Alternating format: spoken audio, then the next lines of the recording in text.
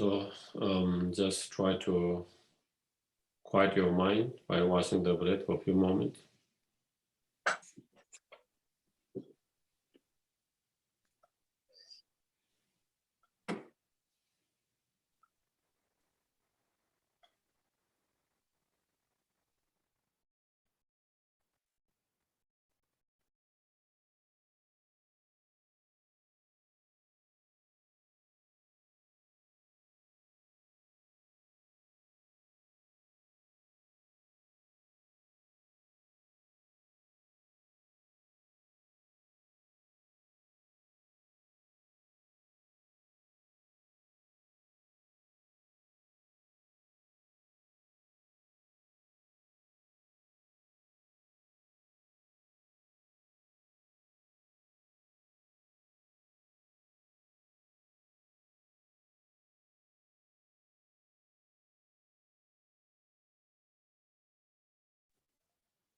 I accidentally muted you, Geshe. Okay. So try to think, and the purpose of our life is to be benefit to others, not only just oneself,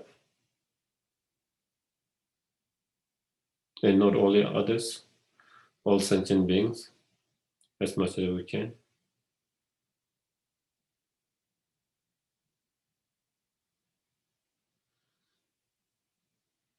And the best way to help is to help them to free from all the delusions, which are the very root of all the problem and suffering.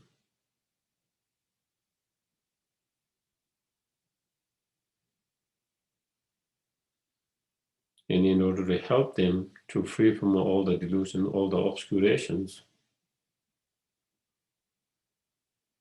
we ourselves need to be free from those delusions, obscurations.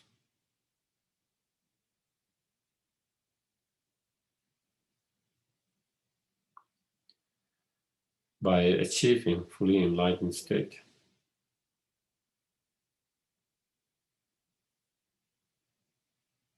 Therefore, I'm going to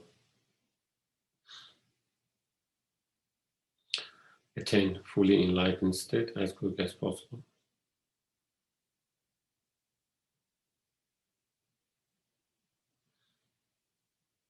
And in order to achieve fully enlightened state, I must engage in the path that leads to that, the Bodhisattva practice,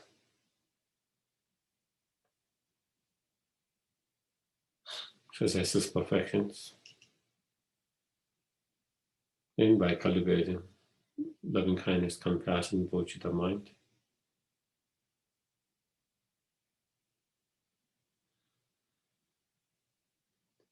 And in order to actualize those bodhisattva practice and engage in those bodhisattva practice, we need to learn, study about those practices,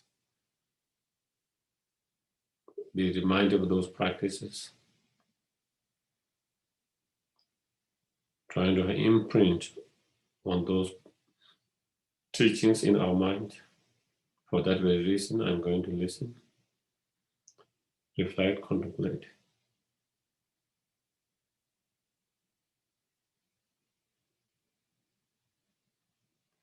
Now, all these teachings inspire me to be more patient, more understanding, more compassionate, more kind.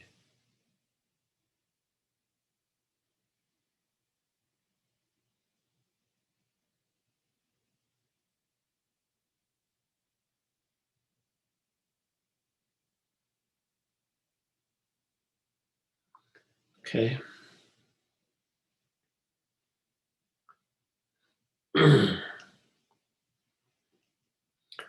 To the founder, the endowed, unstandard destroyer, the one gone beyond, the fourth destroyer, the completely perfected, fully awakened being, perfect in knowledge and in good conduct, Sugata, and all of the world, supreme guide for human beings to be tamed, teachers of gods and human beings, to you, the completely and fully awakened one, the endowed, unstandard destroyer, the glory conqueror, the subdued from the Shakya clean eye process, make offering and go for refuge.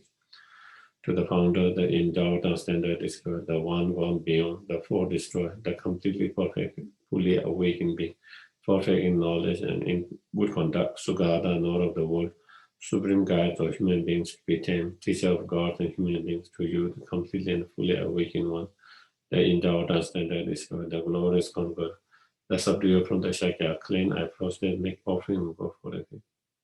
To the founder, the endowed and standard destroyer, the one gone beyond, the four destroyer, the completely perfect, fully awakened being, perfect in knowledge and in good conduct, Sugata, the Lord of the world, supreme guides of human beings to be tamed, teacher of God and human beings, to you, the completely and fully awakened one, the endowed and standard destroyer, the glorious conqueror, the subduer from the Shakya plane, I prostrate, make offering, go for refuge. 사시베게 조심해도 다베라네시 니덴게바네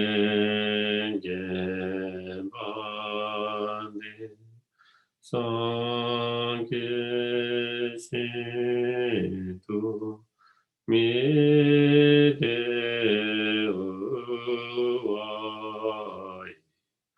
누그나마다신라 제발요 이당 그르가나만다가가니야타야.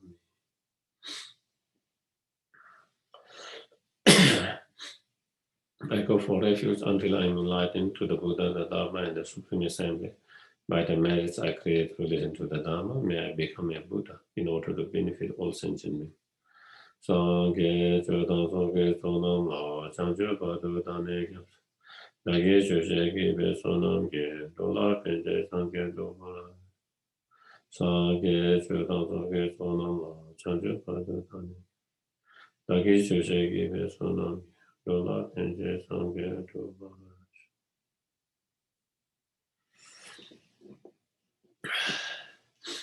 So we just started Adisha's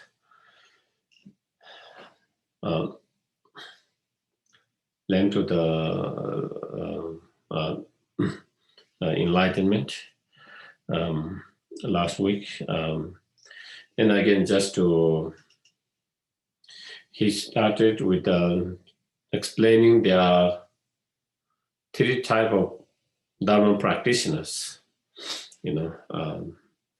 and so there are three types of Dharma practitioners, or the persons or individuals, one who practice in order to achieve better future life, in next life, better and more happy future lives.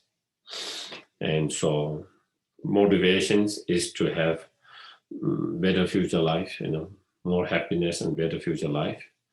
And then engaging in the practice, whatever cause, condition, practice that lead to that kind of better, happy and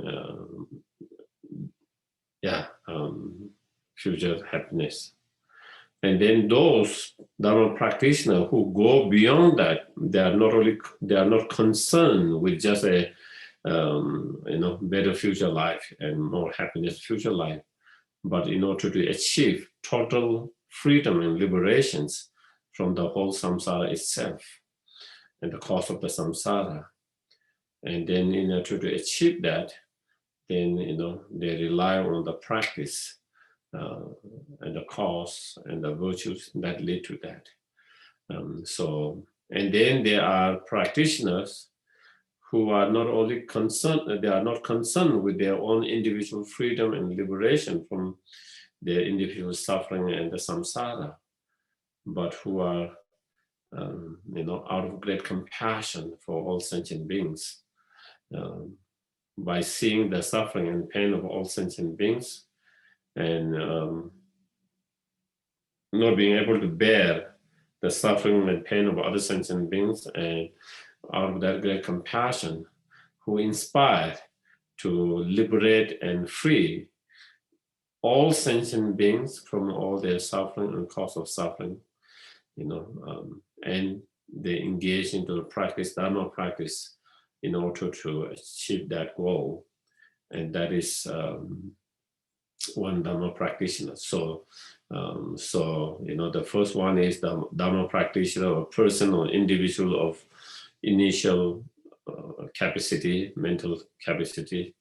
The second one is, Dharma practitioner or person or individual with a middle scope or capacity. And third one is, a Dharma practitioner or individual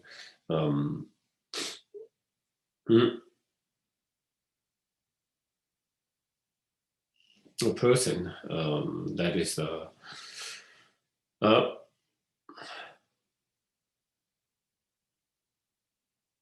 the greatest scope. Okay, so in order to be, as all the Katamba teaching says, in order to be a true Dharma practitioners, your main goal should be at least on minimum level inspiring for better future life, more than just this life, happiness of this life. If we are only concerned with just this life, then then it doesn't become a true Dharma practice. True Dharma practice is not only strive for happiness of this, but also at least the happiness of future lives, on minimum level, and because this life is very short. When you talk about future, it's a long. When you talk of future, it's many, many lifetimes. You always plan for long term, not short term. If we just prepare for happiness of this life, and if we don't prepare for the happiness of future life, and then we are not planning for a long term. We are being very short-minded, narrow-minded, short-sighted. And so therefore we should always look for long term, and future is very long, whereas present is very short. And so we shouldn't just be only concerned with this present short, this life, but to be able to be concerned and prepare for the futures. Okay. And then, I did mention a little bit yesterday, last Thursday, in order to achieve the practice and the path that lead to, better future life is through the meditation and practice on, precious human rebirth, death impermanent, and then by reflecting, contemplating on the suffering of lower rebirth, and with that, and with that, then going, inspired to take refuge to the Buddha Dhamma Sangha, and going to the refuge, and having gone to the refuge, then engaging into the commitment or precept or having going into the refuge, and that is refrain from 10 non-virtuous action and engage in 10 virtuous actions. And that practice, refraining from 10 virtuous actions, refraining 10 non-virtuous actions, engaging into the 10 virtuous actions is the main cause to have a better future higher rebirth, and combined with other practices such as generosity and pure prayer and dedications, then not only high rebirth, but within the high rebirth, then you have all more better conditions to have a more happiness and better conditions in that life. And then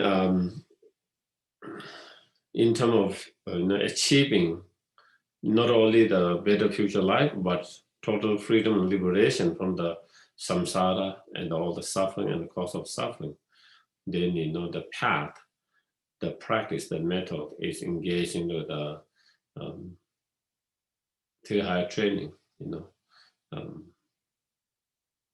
cultivating the wisdom relying on emptiness that act as a direct antidote to the root of all the delusions, the ignorance. And in order to have that wisdom, the special insight, then we need to cultivate the meditative concentration, shamatha.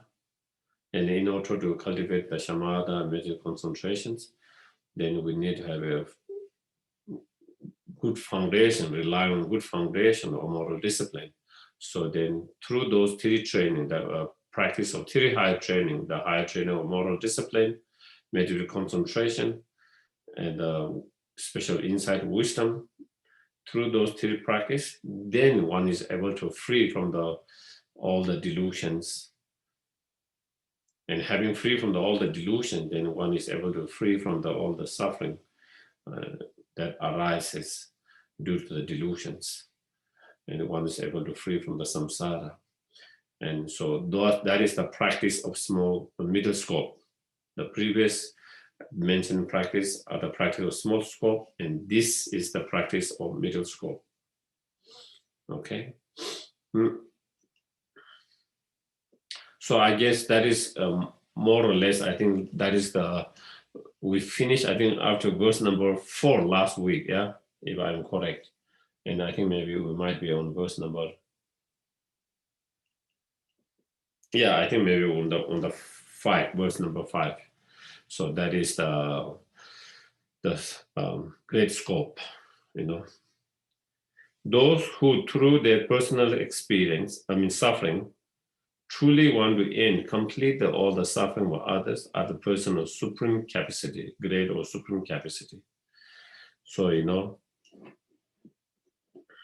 by understanding with your own experience how, as long as we are in samsara, as long as we are driven by our karma and the delusions, that is a suffering, that we are not free from sufferings. And how is never-ending pain and suffering.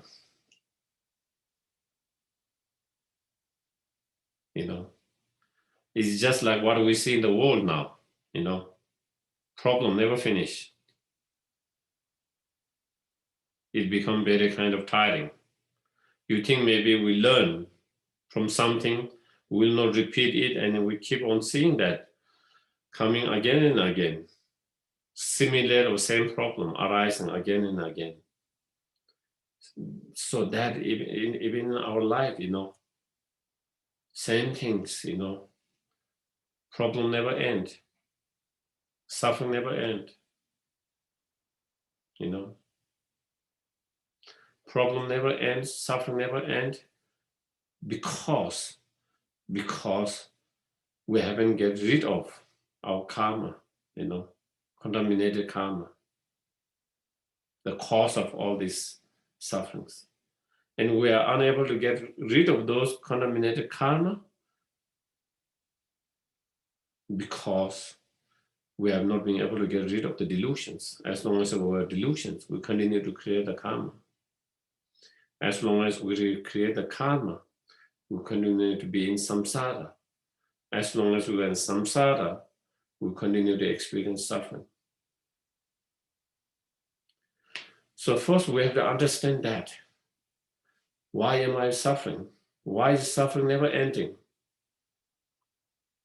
in my life? Why is suffering never ending? Why is problem never ends in my life? Why is it that I'm not fully satisfied in my life? Why is it that I'm not completely, fully happy all the time in my life? The reason why there is so much problem, so much suffering in our life, the reason why we are not fully satisfied in our life, The reason why we are, not happy with our life all the time. We feel happy once a while, but then we don't feel same way again, and then again, we feel, so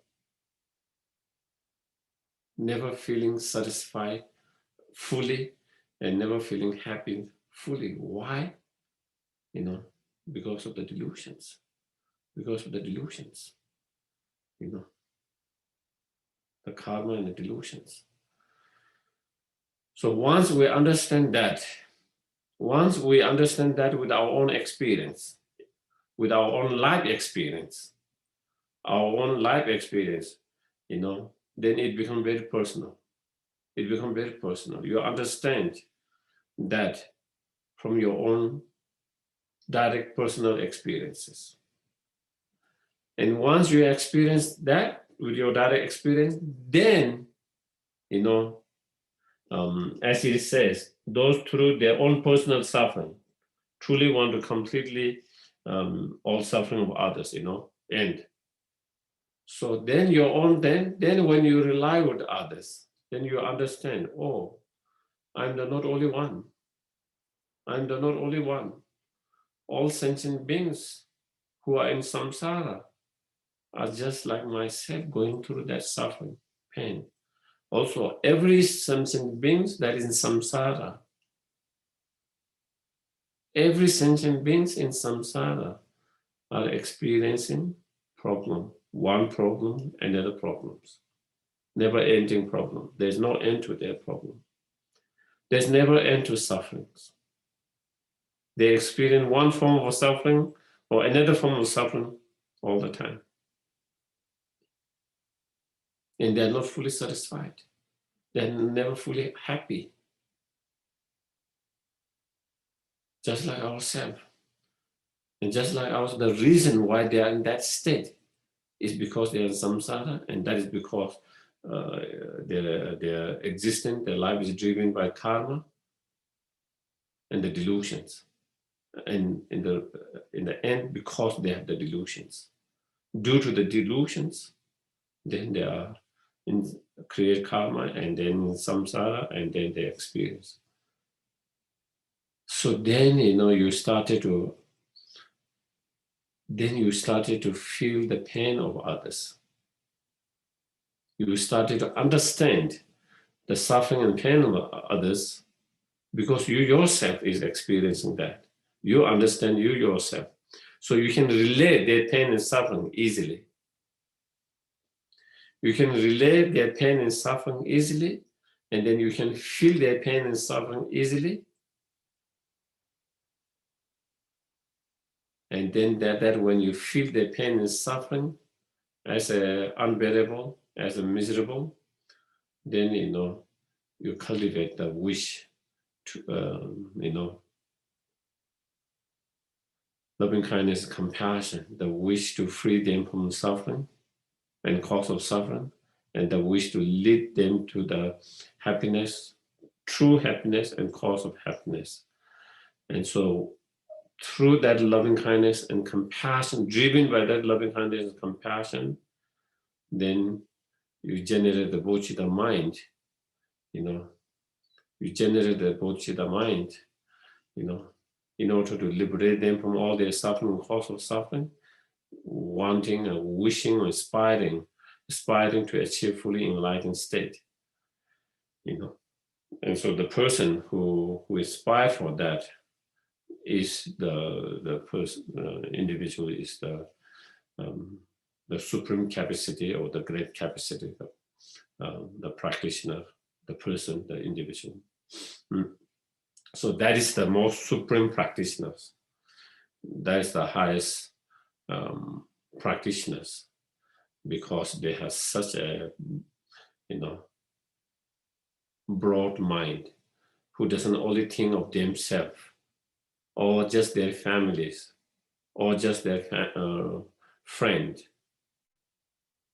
or not just happiness or just themselves or their family, their friend, or who go beyond that, who think of the happiness of all mankind, not only all mankind, who go beyond that, who think of suffering of all sentient beings, who thinks well-being of all sentient beings, regardless whether you have a direct connection or not, regardless of whether you know or not know, whether regardless of whether they are nice to you or not, regardless of whether they like you or not, who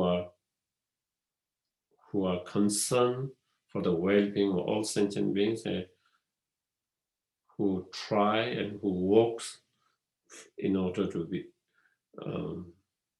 reduce the suffering of others, relieve them from the suffering, and in order to lead them to happiness.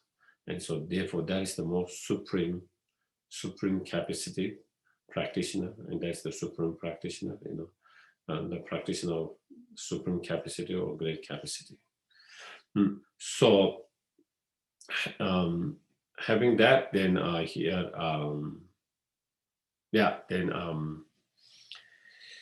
so that is, and then from next ones, then now having, so maybe then now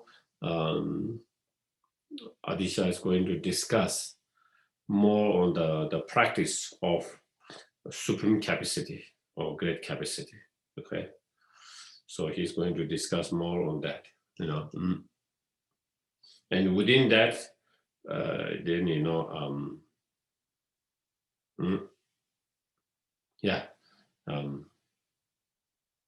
okay, yeah.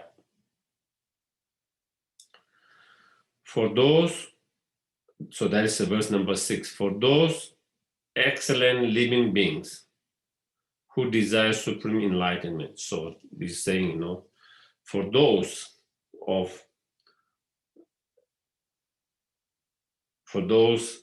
excellent living beings here means, those who wish to work for the benefit of all sentient beings. Those who take the burden or maybe the responsibility to work for the benefit and the well-being of all sentient beings. Those who dedicate their life totally for the well-being of all sentient beings. So that is those excellent beings. And in order to, in order to benefit for all sentient beings, then, who desire fully enlightenment, supreme enlightenment or fully enlightenment in order to be greatest benefit, for those who are in those paths and those who inspire for that. So then I shall explain the perfect method taught by the spiritual teachers. So here those who inspire on the Bodhisattva path, those who inspire to follow the Bodhisattva path, inspire or aspire and desire the Bodhisattva path, in order to help and benefit all sentient beings, then how to achieve that fully enlightened state, here Adisha is going to say, he's going to explain the method, the path, the way to achieve that enlightenment, so that one can be more and more benefit to all sentient beings as that desire. And the method, the perfect method, unmistaken perfect method to achieve fully enlightenment, here is saying taught by the spiritual teachers. So one, Adisha is saying, he's not making up those methods by himself, okay? But that's which has authentic kind of sources that he received from those qualified teachers, such as I mentioned last time,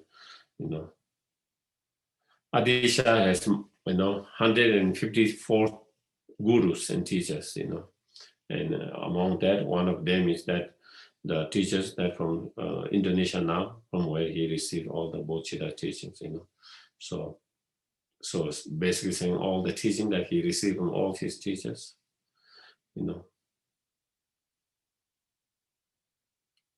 a way, again, is a humility as well, giving credit to the teachers. All this that he's going to explain now, he's saying, that he's giving credit to that. It's all coming from my teachers, through the kindness of their teachings, through the kindness of the teachers, and that I receive it and I share it now. I'm going to write it and share it with that.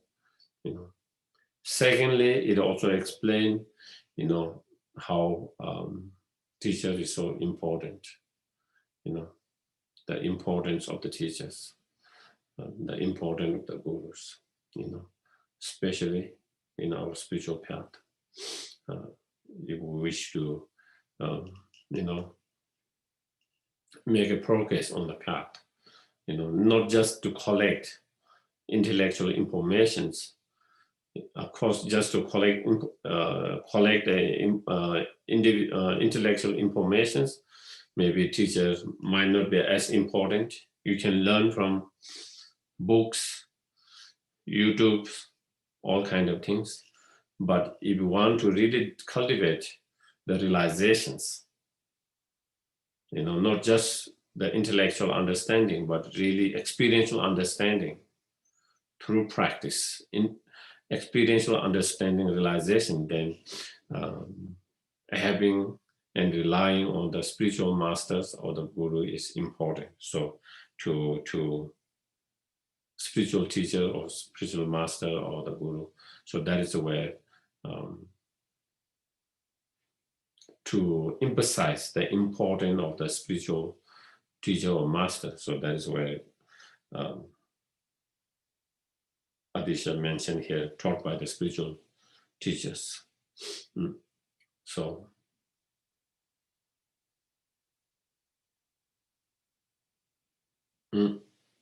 okay. Then next, verse number 7,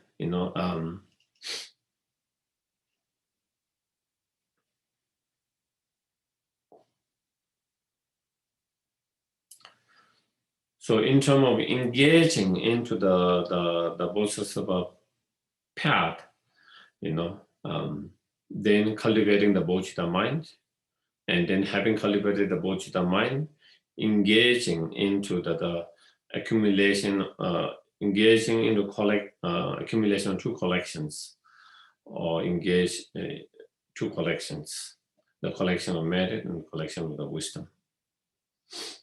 And in terms of collection of the merit, then the practice of such as, generosity, moral discipline, patience, joyous effort in virtues, and meditative concentration and so forth. And then the wisdom in terms of the collection of the wisdom, so there are two parts: cultivating the Bodhicitta mind, and having cultivated the Bodhicitta mind, then engaging into the Bodhisattva path of accumulating two collections. Okay, collection of merit and collection of the wisdom. So I explained that. Then in terms of that first, then explaining cultivating the Bodhicitta mind, how to cultivate the Bodhicitta mind. In terms of cultivating the Bodhicitta mind, then there are two types of Bodhicitta mind: aspiring Bodhicitta mind and engaging Bodhicitta mind. Okay, and so how to cultivate the aspiring Bodhicitta mind. So then first he explained, so how to cultivate, how to develop the aspiring Bodhicitta mind. Okay, so then that is where the next one comes. Okay, and in terms of that, how to cultivate the aspiring Bodhicitta mind, then within that there is a, preliminary, the actual, and the end, each of those different practices, preliminary and the actual meditation practice, and the end. And so in terms of the first, preparations, or you can say preparations,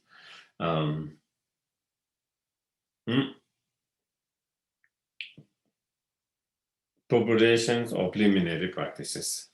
And so then that is the first, verse number 7. Facing, painting, statue, and so forth of the completely enlightened one, reliquaries and excellent teachings.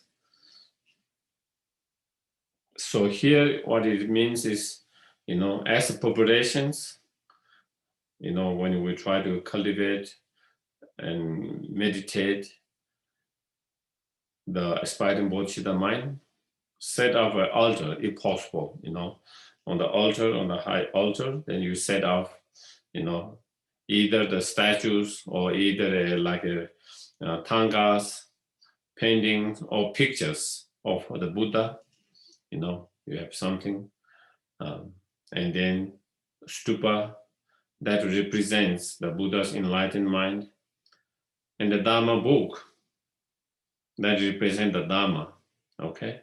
So Buddha's statue or painting or photo that represents the Buddha, and then the stupa that represents the Buddha's holy mind, enlightened mind, and the Dharma book that represents the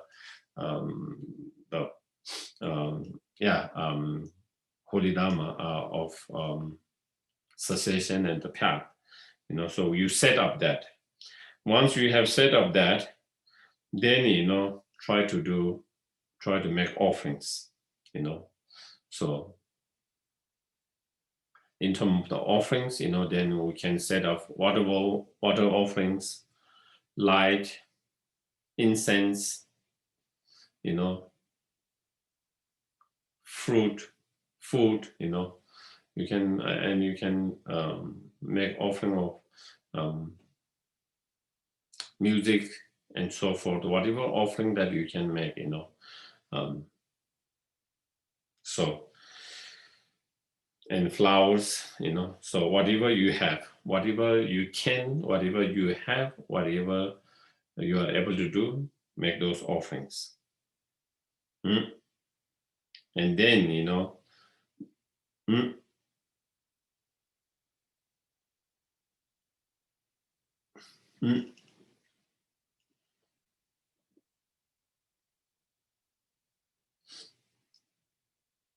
then once you set up there, then, with the 7-part offerings from the prayer of noble contact, then you try to engage into the practice of 7 limb practice, as is mentioned into the here. The prayer of noble contact here means king of the prayer. Same, it's a different translation. You see in the king of the prayer at the very beginning sections, there's a sections that has 7 limb practice, and so you engage in those 7 limb practice. So those 7 limb practice of the frustrations, making offerings, confessions, rejoicings, requesting to turn the wheel of Dharma, requesting to live until the samsara end, and the dedications. So basically engage, so then try to engage into those 7 limb practice. And that 7 limb practice are very powerful practice to purify all the negative karma, delusion, obscurations, and to accumulate merit. So those 7 limb practice are those practice to help to purify and to accumulate merit. In order to be able to cultivate, true loving kindness, compassion, bodhicitta mind, we need to purify and we need to gather as much merit as possible. when we have purified and when we have gathered all the merit, even you meditate for a very short time, you can make a huge progress very quickly. When we don't have enough merit and purification, even we meditate for a long time, still we can struggle. And that is the experience of all the previous masters. That is why, for example, Milereva, Marva, Marva, his teachers, made Milereva to go through so much hardship, incredible hardship. We wouldn't be able to go through that, even one of the 100 of that kind of hardship. If you don't know, it seems like he's punishing him. But Marva knew that he has so much negative karma to purify. And therefore, unless he purifies all this negative karma and accumulate merit, there's no way, even he give all the teaching, all the instructions, he will not be able to make progress. Marva knew exactly that because there's too much obscuration in his mind. There's too much negative, negative karma in him that will obscure him from making any progress in his spiritual path, no matter how much he teach, no matter how much instruction he give, no matter how much he try to meditate. But if he can purify all of that, then he can make easily progress. And for that is why Marva made him to go through all this hardship at the very beginning, before even he gave any instructions and teachings. And that is also why Milerva is able to make such a progress, because of all these purifications and accumulation of merit. And our practice of 7-limb practice, going to do that, compared to the Milerva hardship, is nothing. It's nothing, And it's not just a ritual, It's not just a ritual, It's really a method. It's really a practice method to purify and accumulate the merit. And sometimes, again, I have repeated that in the past, and I continue to. Accumulating merit means accumulating the conducive conditions. We need the conducive conditions to make progress in our spiritual path, in order to have spiritual realizations, in order to have experiential realizations. And that is what merit means, creating the right conducive condition that can support towards that path practice, okay? And the creating merit is not only for us to benefit others. The more merit you have, the more you are able to benefit others. Sometimes people misunderstand, saying merit means, for myself. It's not. The more merit you have, the more you are able to benefit others. The less merit you have, the less you are able to benefit others. We need much merit as much as possible in order to be more and more benefit to others. And so therefore, that is why the 7-limb practice. And again, sometimes people misunderstand, they think all these 7-limb practice are kind of, Tibetan Buddhism. Again, it's totally misunderstanding. Totally misunderstanding. You read Shantideva's Guides to Both of a Way of Life, chapter 2 and 3 are 7-limb practice. You read Nagarjuna's writing, Precious Garlands, and also others like Later to the friend, also you see similar practices here and there. And then king of prayer that we hear mentioned that is actually Buddha's own, is from the sutra. And when you recite Golden Light Sutra, you will see there similar practice also in Golden Light Sutra. So therefore, all this practice are based on practice that is in the sutras given by the Buddha and all these great Indian masters. Because sometimes I see there is a lot of people who think and say it is only in Tibetan Buddhism, misunderstand,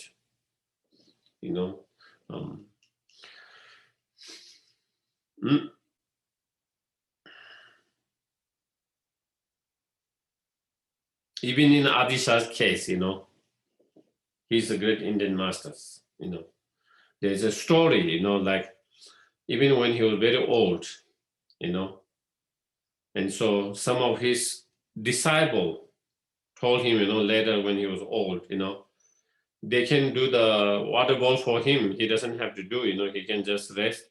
They can do the waterfall for him in his room. And then he make a comment. He say, can you eat for me?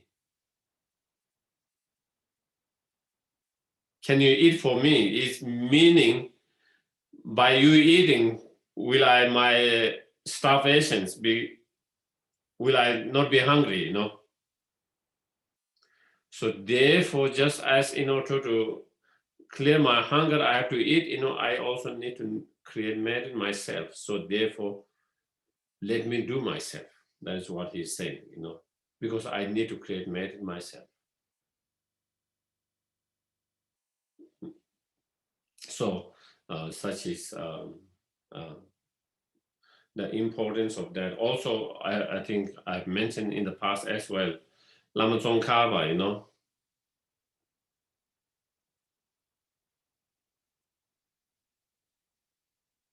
he was,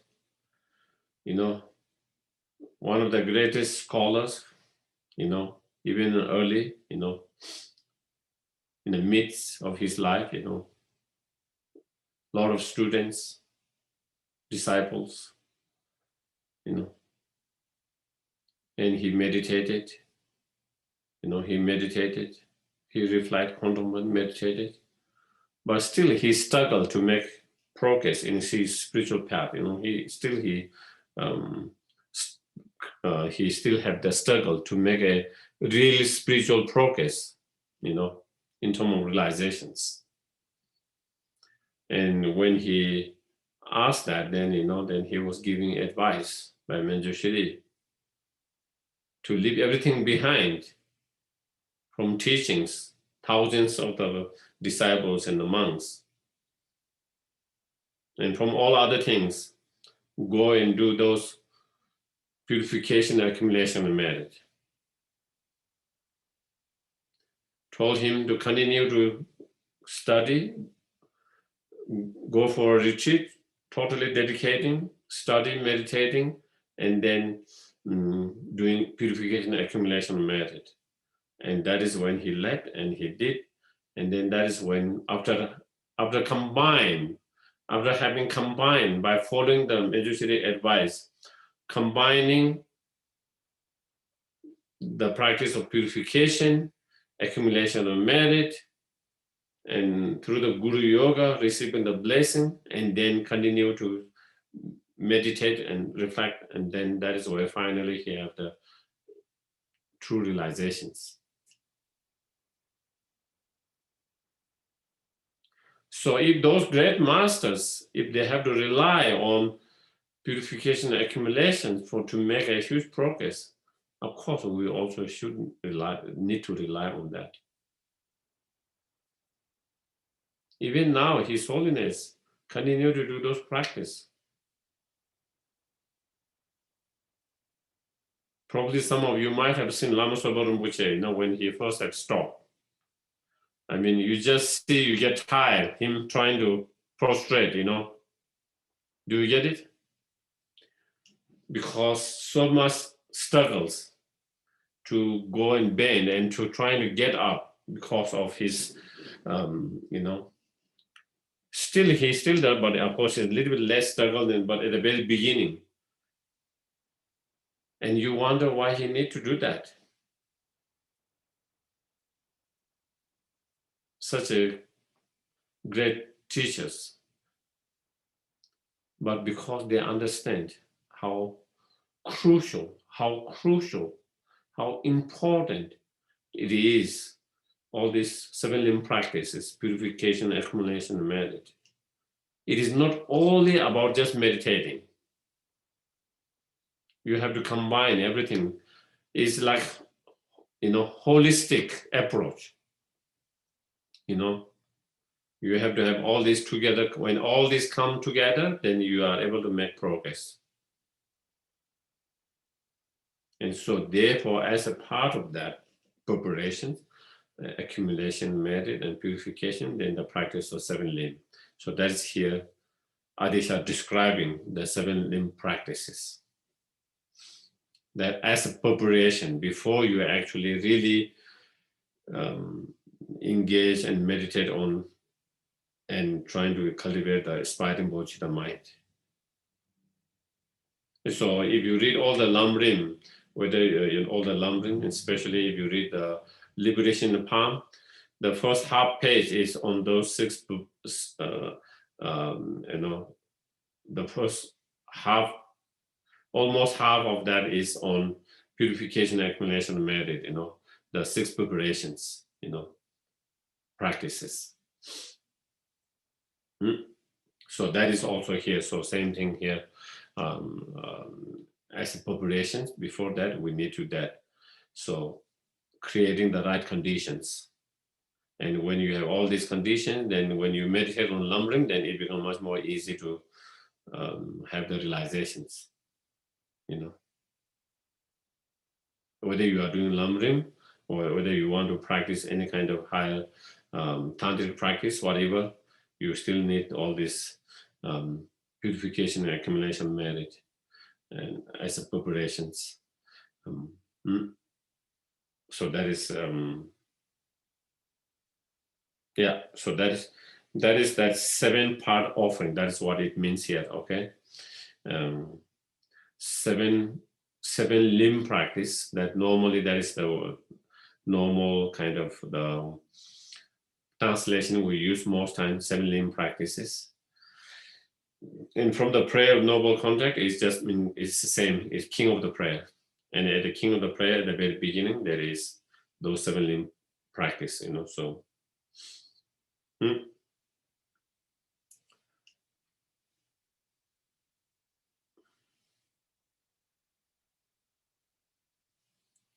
Yeah, I guess. Anyone has any questions regarding so far, as far as the practice we just described, before I go on?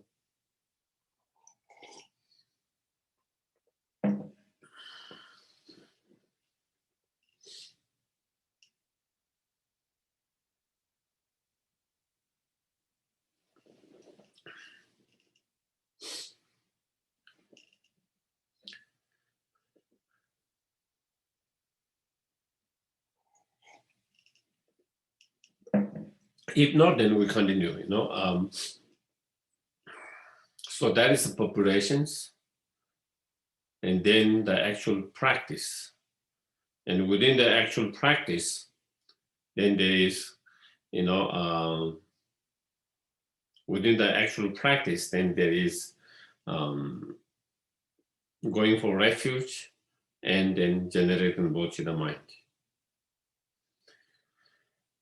Once we have prepared that with all these preparations, then the actual practice of cultivating bodhicitta mind. Within that, then there is first generating of the first going to the going for refuge, and then generating bodhicitta mind.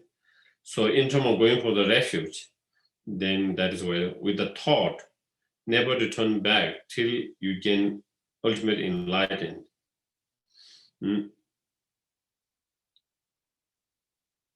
with a strong faith in the 3 jewels. So, kneeling, so in terms of the actions, kneeling with one knee on the ground and your hand pressed together, folded. First of all, take refuge 3 times. So, going refuge 3 times, and the object of refuge is the 3 jewels, the Buddha, Dhamma, Sangha.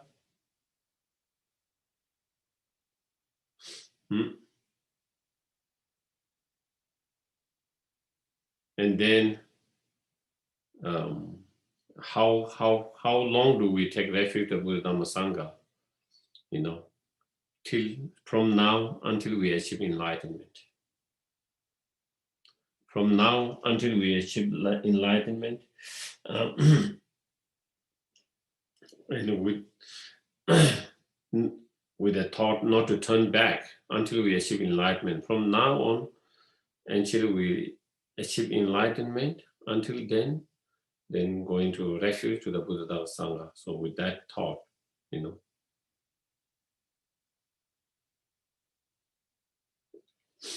and with a strong faith, by reflecting, by meditating, reflecting on all the qualities of the incredible qualities of the Buddha, incredible qualities of the Dhamma, incredible qualities of the Sangha.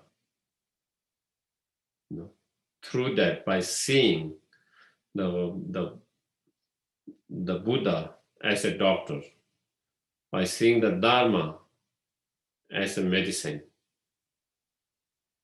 by seeing the Sangha as a nurse assistant, and by seeing ourselves as a patient, then we go for refuge to the Buddha, Dhamma, Sangha.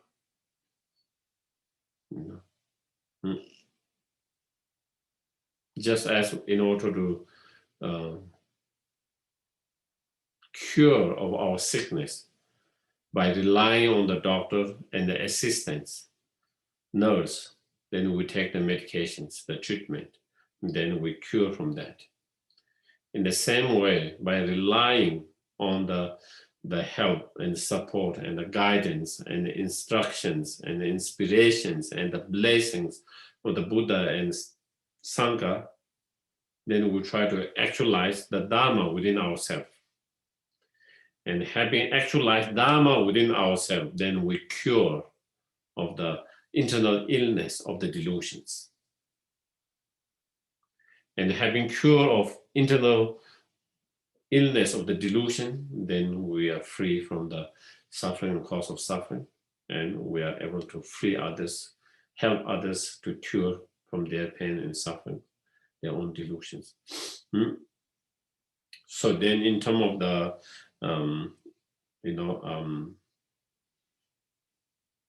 in terms of the, so when you go to the refuge, then here again, placing your hand or folding your hand together, like you do frustrations, that's what he's saying in terms of the actions. Not flat, this is kind of like when you do namaste, that is when they do flat. But when the frustration, then 2 fingers inside and thumb, there's hollow inside, like holding a jewel, holding a jewel. Like sometimes you see in Avalokiteshvara holding a jewel. So like a jewel shape, And again, the inside, it represents jewel, as well as the inside hollow emptiness represent the Dhammakaya. Then the outside represent the Sambhogakaya, then two kayas as well, And with that, then and then as it says, if possible, you kneel down when you take, or or by sitting, if you have problems. So that is then you repeat. You go for the refuge 3 times. Okay, So again, of course, we can talk about refuge. This can be subject to 3 days, but I think we don't need to go much. The main thing is in Mahayana refuge, there are 3 main things that we need in order to take refuge. Having, one is driven by the fear of samsara and the suffering. That is one, that because we don't want to come in samsara and we don't not want to continue to experience problem and suffering endlessly, So the wish, the fear, or the wish to free from the endless, never-ending problem and suffering and cause of never-ending cause of suffering, the delusions. And then the other one is having the trust and conviction in Buddha Dharma Sangha to be able to help us to do that. Total, unshakable, unmovable faith or trust, convictions in the Buddha Dharma Sangha to be able to help us to free from the samsara, the suffering, and the cause of samsara, the suffering. Those two. And then, because this is a Mahayana refuge, then driven by the compassion, in order to not only free ourselves from the samsara, but in order to free all sentient beings from the samsara and cause of samsara. So we go refuge to the Buddha, Dhamma, Sangha, not only to free ourselves or liberate ourselves, but in order to liberate all sentient beings. So they need to be the compassion part that there, in order not just ourselves, but in order to liberate all sentient beings from all their suffering, cause of suffering. So for that, then you go to refuge. So that those 3 things, those 3 factors, those 3 are the important factors in going for the refuge.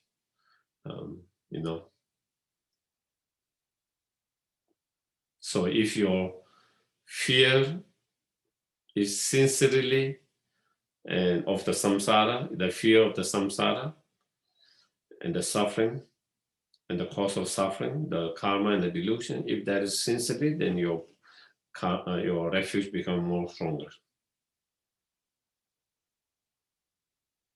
As well as your faith and conviction and trust in Buddha Dhamma Sangha. If it's sincerely, if you're strong that, it's very strong, then again your refuge is more stronger.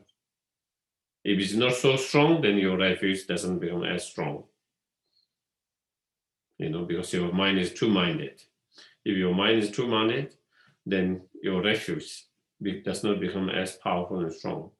And same with the compassion for others. The more stronger compassion, the more stronger fear of the samsara, and the more stronger conviction into the Buddha Dhamma Sangha, then your practice of refuge become more strong, more powerful. And trusting totally in the Buddha Dhamma Sangha, to be able to trust totally in the Buddha Dhamma Sangha.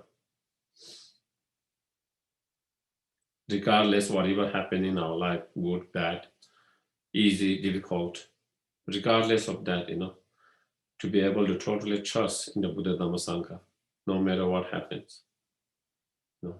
When we have true, strong refuge, then we should have that kind of total trust, no matter what our situation, no matter what happens.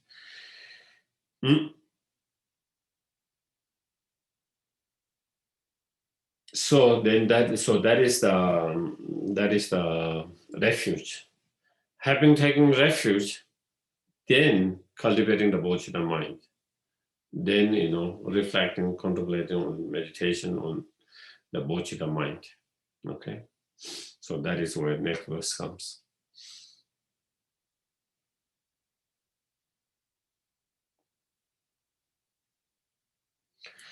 The next 10 verses not 10 verses, 10 lines. Next, begin with the attitude of love for all living creatures. Consider beings, excluding none. Okay?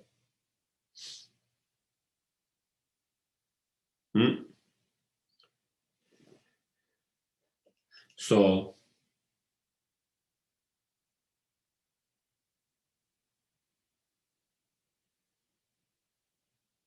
okay.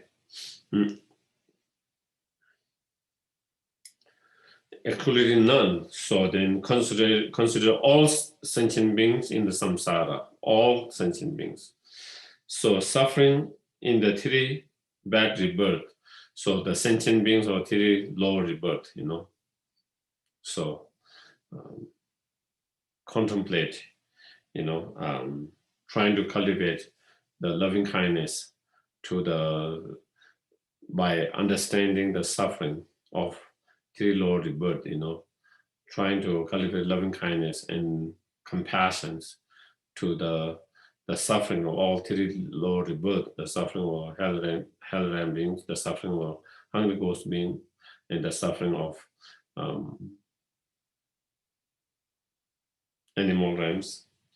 Suffering of birth, death, and here the suffering of birth, death, here meaning the suffering of sentient human beings. So human beings have suffering of birth, aging, sickness, and death.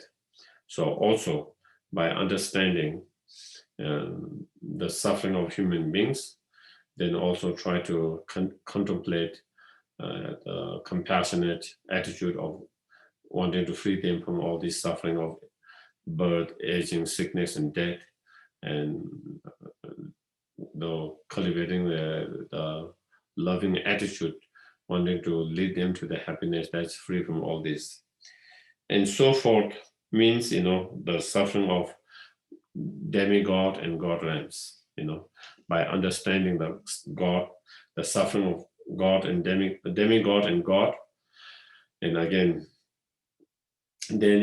cultivating a strong compassion, the wish to liberate them from their individual demigod and God suffering and cause of suffering, and cultivating loving attitude, wishing to lead them to the happiness and cause of happiness, so that.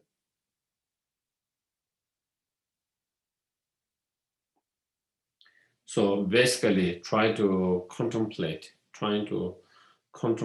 and think of all sentient beings, and their individual sufferings.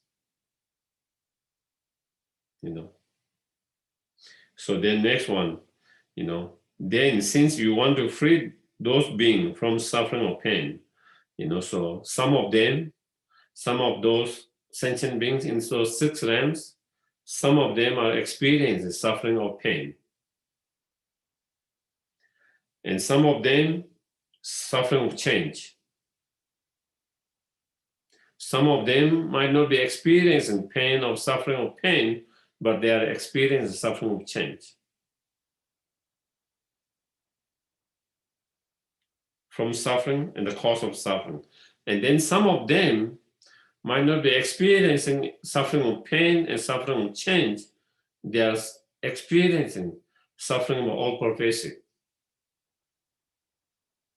So basically, all sentient beings are experiencing one form of suffering in 24 hours.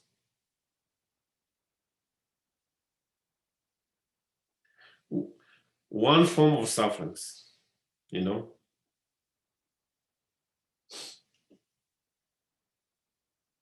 Normally for us, when we see the suffering of pain, we recognize it is a suffering.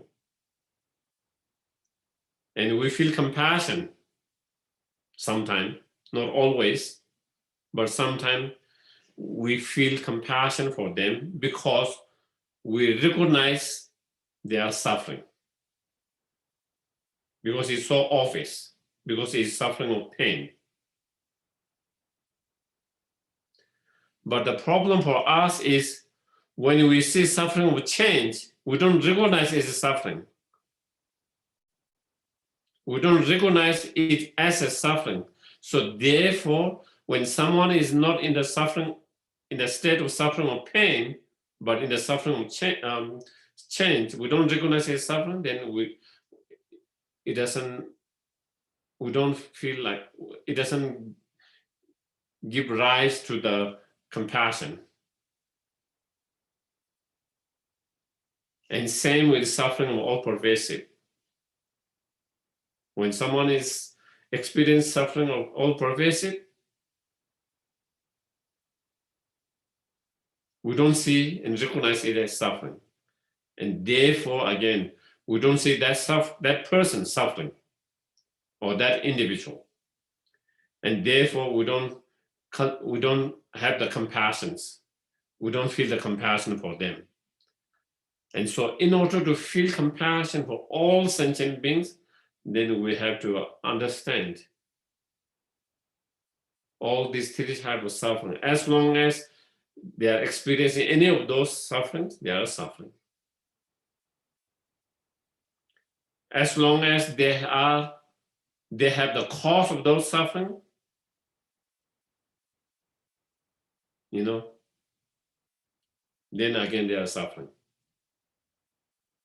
So in order to understand that better, first we need to reflect on ourselves, understand that three kinds of suffering personally on ourselves. And that is why they say in order to have a bodhicitta mind, first you need to have renunciations. Because when we understand three types of suffering, no matter which type, as long as you are in one of those suffering states, is unbearable. And you want to get free, you want to get rid of that, you want to be free from that. Once you understand that, not only suffering of pain, but suffering of change and suffering of all pervasive, no matter whatever you experience, each of them is unbearable. Each of them, you want to get rid of them, free from them. If you feel that for yourself, then you can feel for others when they are in that state. And so therefore, that is where suffering of pain is easy to understand. As I mentioned already, everyone recognizes that as a suffering. Even the animal recognize that as a suffering. Suffering of change is a little more difficult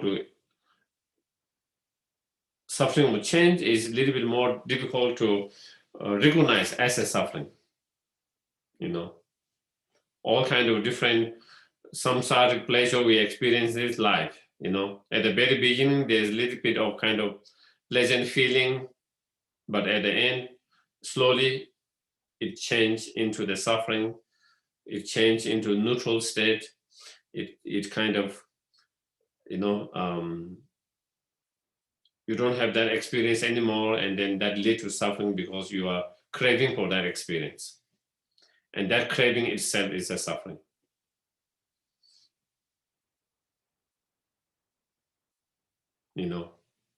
Missing, because you are craving, you are missing something. When you miss something, you are experiencing a suffering,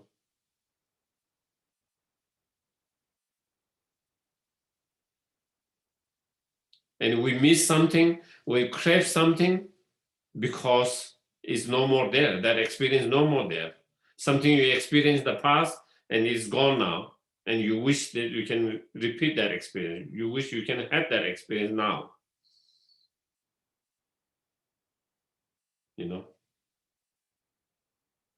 So that never satisfying.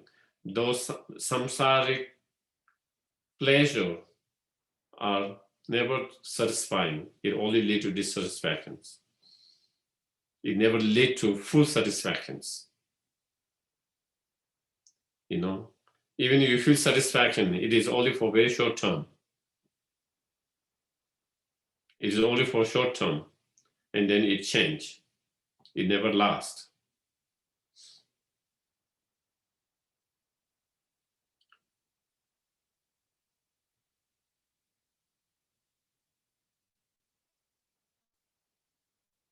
Mm.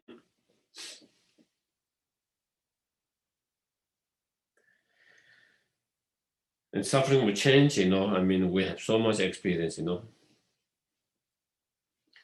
When we were young,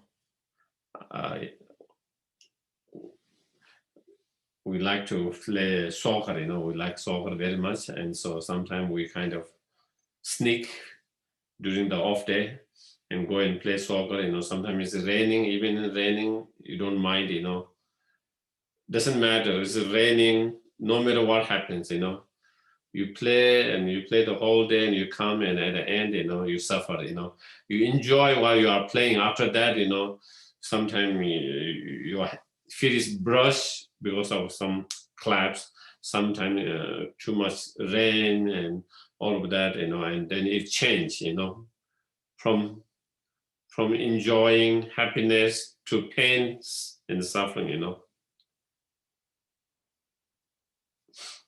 Of course, we have every day that experience all the time.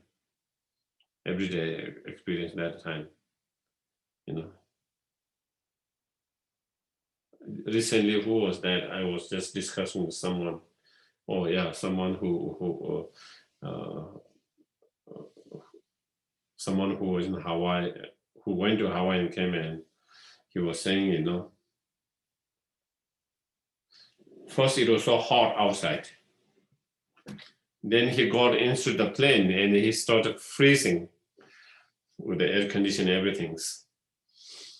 And then again, come out and then again it's hot, heat. That is what it is. You feel pleasant at the very beginning, coming from hot to cold, it feels very pleasant until it started to feel, after a little bit after that, then it started to feel freezing cold, no more enjoyable, no more pleasant. Again, you come out of that little bit warm, then you feel again pleasant, feel like joy, happiness. Then again, after a little bit that, then again is unpleasant, too hot. And so that is our experience. Just those that can say many, all the example. And so the suffering of change, and not recognizing that suffering of change as a suffering is that what deceive us, and that is what deceive others, and that is what it lead to a lot of unhappiness, That is what lead to a lot of unhappiness. Believing it will give you happiness, and you find out it is not giving you happiness.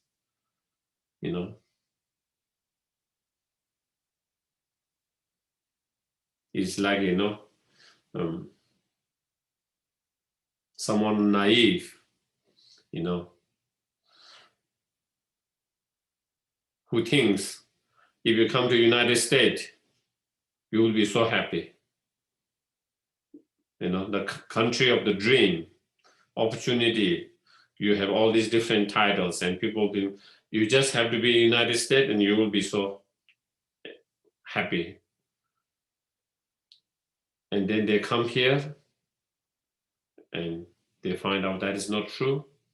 And then, they get very disappointed, very unhappy, extremely disappointed. That unhappiness and that disappointment comes because there is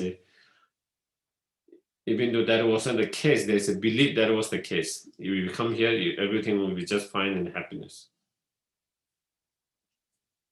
It feels like that you have been deceived either by yourself or someone, and so that make it even more painful.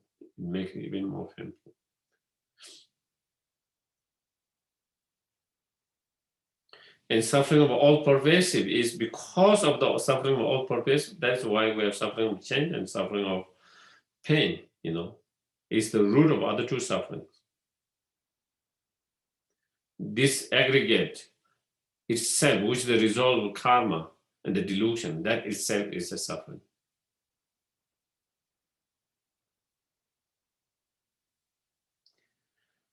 The suffering of pain and suffering of change is like symptom of some chronic disease. Okay? You have chronic disease, and sometimes you feel just fine. But some days then you have all these symptoms, headache, vomiting, all kind of things. Then you feel it is bodily pain, suffering. You understand pain. But sometimes you don't have all these symptoms. You just feel fine. But illness is there. The illness is there. The disease has not gone there. The illness is still there. It's just that you are not experiencing that symptom, which is much more unbearable. This is similar like, and you have all these symptoms because of that illness.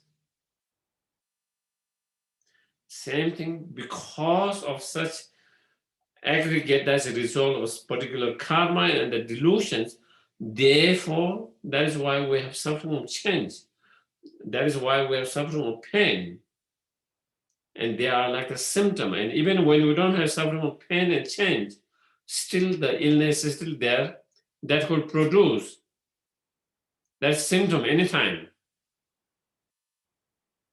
Isn't it? For example, I feel healthy now, but the potential for me to not feel unhealthy is there all the time. The potential is always there. Anytime I might feel unhealthy. The potential there to go wrong. There is the potential to go wrong in terms of health, in terms of our life, in terms of everything. Everything's look just fine now, but everything can go bad anytime. The potential is always there.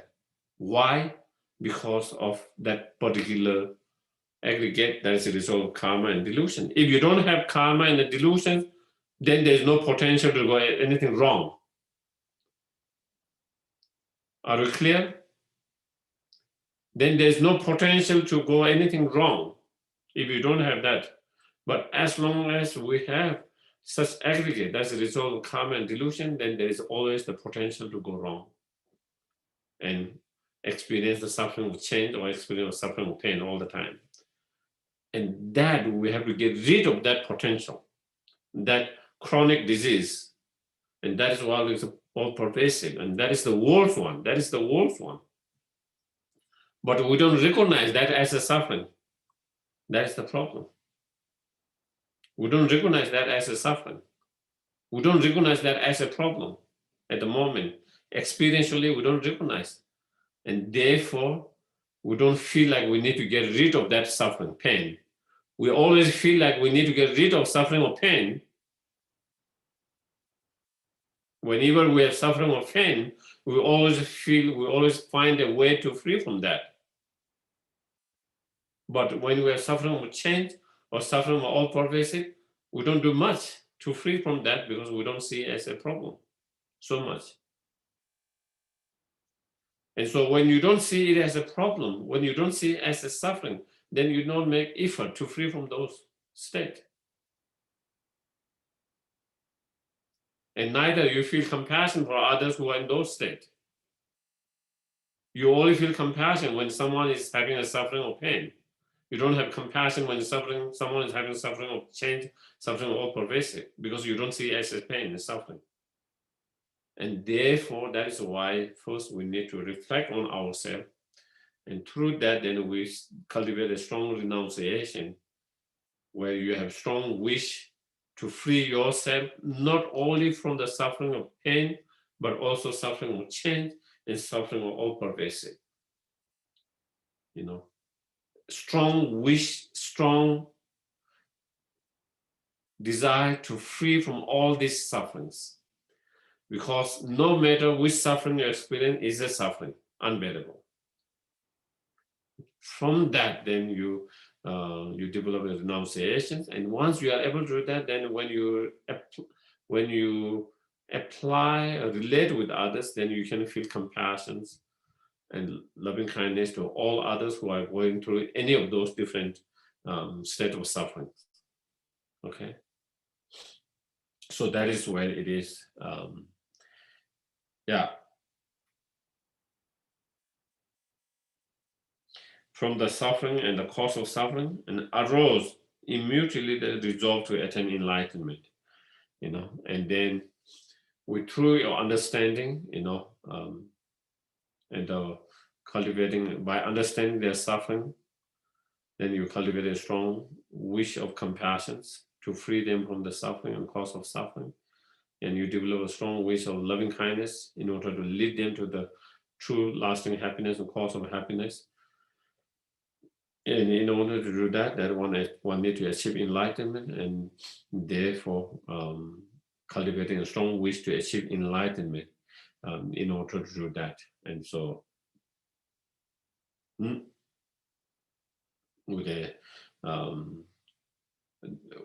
the wish to achieve enlightenment, never to turn away, and so that is the bodhicitta.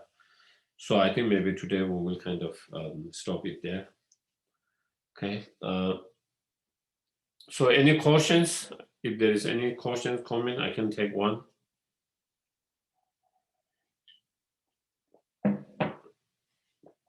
If not, then we'll do the dedications.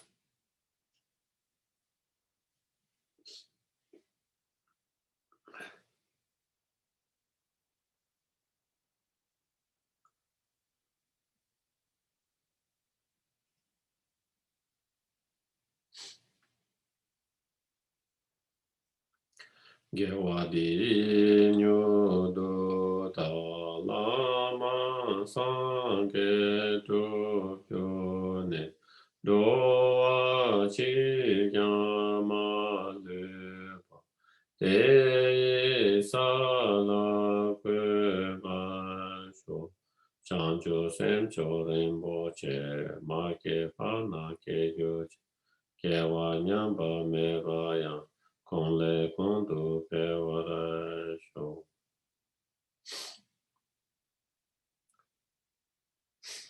Jikpe kamde pende ma lu ba, kam le chungwe sambe yishe no, kardin chungme tenzen gyatso la, so wa de so tuje lundu shou. Tu zu chang xin chang gun jia wei, ten zin zhong pe wei kun so to po zi, xiao song gu wei le mo tu tu, a da so du je gun du xia ten shou. A ba nu chou sa te do wa, la dia wa gui le la be rin je je. La yang sam xin chou de ring zhu, su quan la ka din ten be kue xia so. Thank you very much, everyone. Thank you. Thank you for everyone joining.